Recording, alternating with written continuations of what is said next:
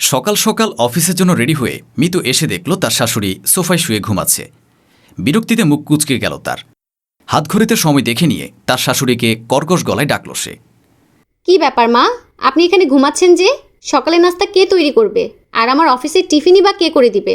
আমি কি আজ না খেয়ে থাকবো? মিতুর চিৎকারে ধরফর করে উঠে বসল তার শাশুড়ি। মিতুর স্বামী সজীব রুম থেকে বেরিয়ে এসেছে। কি হলো, এখনো চুপচাপ বসে আছেন যে? সারাদিন কি এখানে বসে বসে কাটাবেন? মায়ের প্রতি মিতুর ব্যবহার দেখে সজীব তাকে ধমকে উঠল।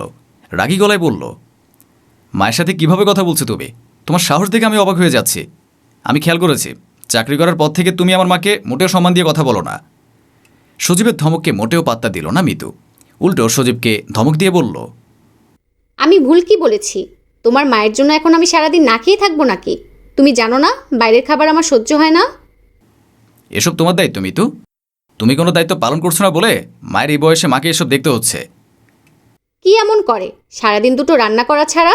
তাও ঠিকমতো করতে পারে না সে। দিনের বেশিরভাগ সময় অসুস্থতার অজুহাত দিয়ে শুয়ে বসে কাটায়। আমি তোমাকে শেষবারের মতো সতর্ক করছি মিতু, মায়ের সাথে এভাবে কথা বলবে না। এর ফল কিন্তু ভালো হবে না।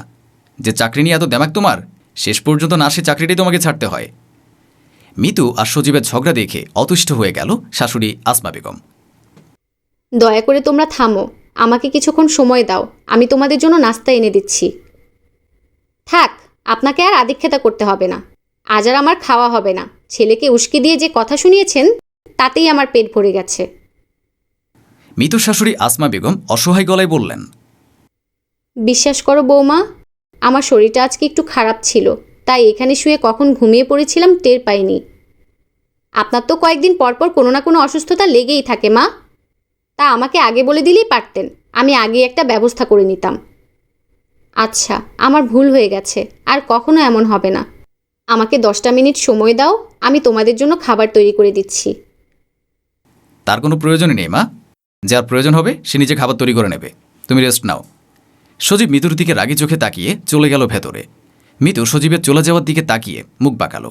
তার শাশুড়ির দিকে তাকিয়ে বলল, আজ কাজের মেয়ে আসলে তাকে দিয়ে পুরো বাসা পরিষ্কার করিয়ে রাখবেন। কাল আমার কিছু বন্ধুবান্ধব আসবে বাসায়, তাদেরকে ভালো করে আপ্যায়ন করতে হবে। কথাটা যেন মাথায় থাকে।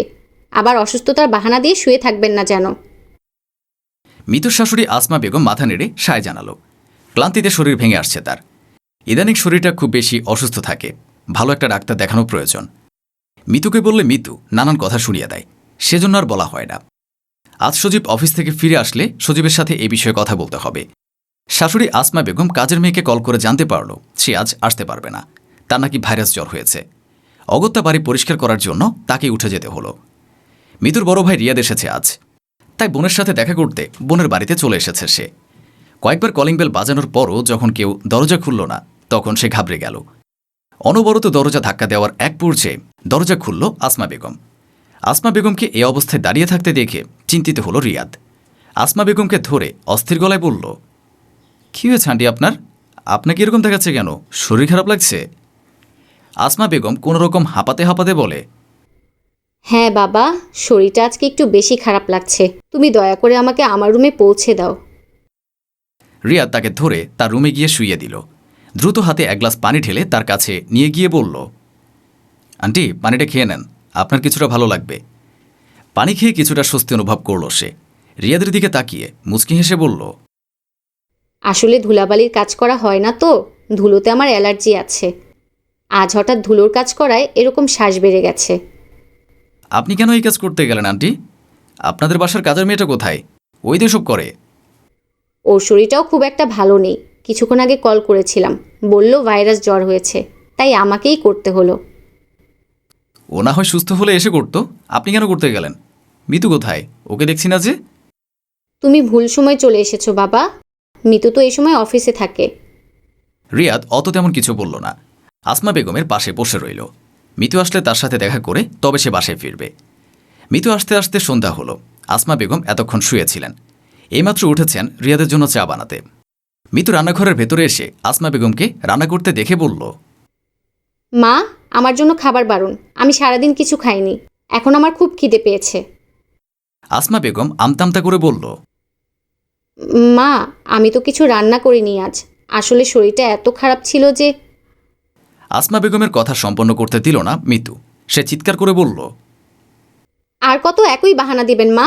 আমি ক্লান্ত হয়ে গেছি আপনার বাহানা শুনতে শুনতে। আপনার জন্য অফিসে যাওয়ার সময় আমাকে না খেয়ে যেতে হয়েছে।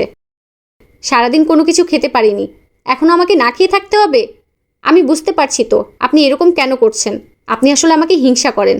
আমি চাকরি করি এটা আপনি চান না, সেজন্য আপনি এরকম করছেন, তাই না মা? আসমা বেগম হতভম্ব চোখে তাকিয়ে রইল মিতুর দিকে। প্রথম থেকে মিতুর সমস্ত আবদার পূরণ করেছে সে। তারপরেও আজকে মিতুর ব্যবহারে কষ্ট পেয়েছেন সে। মিতুর চিৎকার চেঁচামেচি শুনে রিয়াদ আর সজীব বেরিয়ে এলো। রান্নাঘরে এসে মাকে সজল চোখে দাঁড়িয়ে থাকতে দেখে মাথা খারাপ হয়ে গেল সজীবের।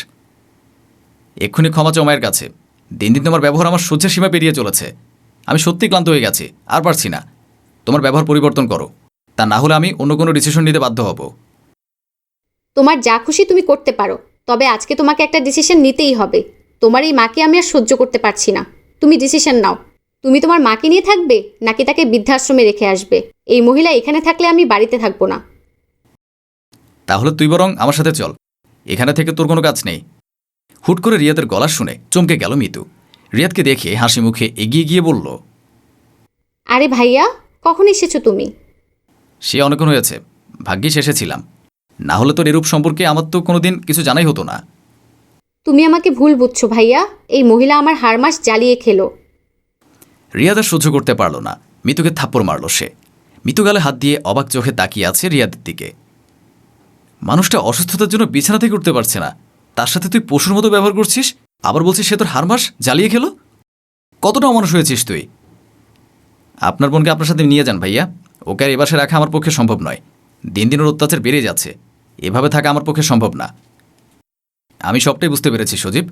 আজ নিজের চোখে না দেখলে বিশ্বাসই করতে পারতাম না। চাকরিটা তো আমি সুপারিশ করে নিয়ে দিয়েছিলাম। সে অহংকারে যখন ওর মাটিতে পা পড়ছে না, তখন আমি আবার সুপারিশ করব যাতে ওকে চাকরি থেকে বের করে দেওয়া হয়। তুমি এমনটা করতে পারো না ভাইয়া। তুই এসবেরই যোগ্য।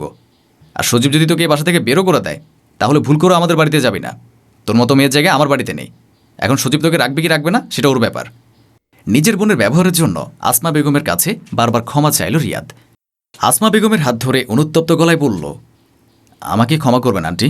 আমার বোনকে আমরা মানুষ করতে পারিনি, তার জন্য আপনাকে এত কিছু সহ্য করতে হয়েছে। ওকে কী শাস্তি দেবেন সেটা আপনি ঠিক করুন। আমি তাহলে আজকে আসি। মিতুর দিকে চোখ গরম করে তাকিয়ে বেরিয়ে গেল রিয়াদ। এখানে দাঁড়িয়ে না থেকে এক্ষুনি বাসা থেকে বের হও, তোমাকে বাসায় রাখবো না আমি।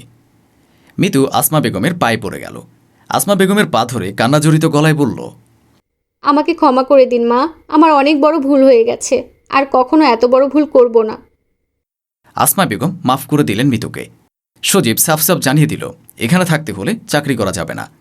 মিতু বাধ্য হয়ে মেনে নিল সবটা। এছাড়া আর কোনো উপায় নেই তার।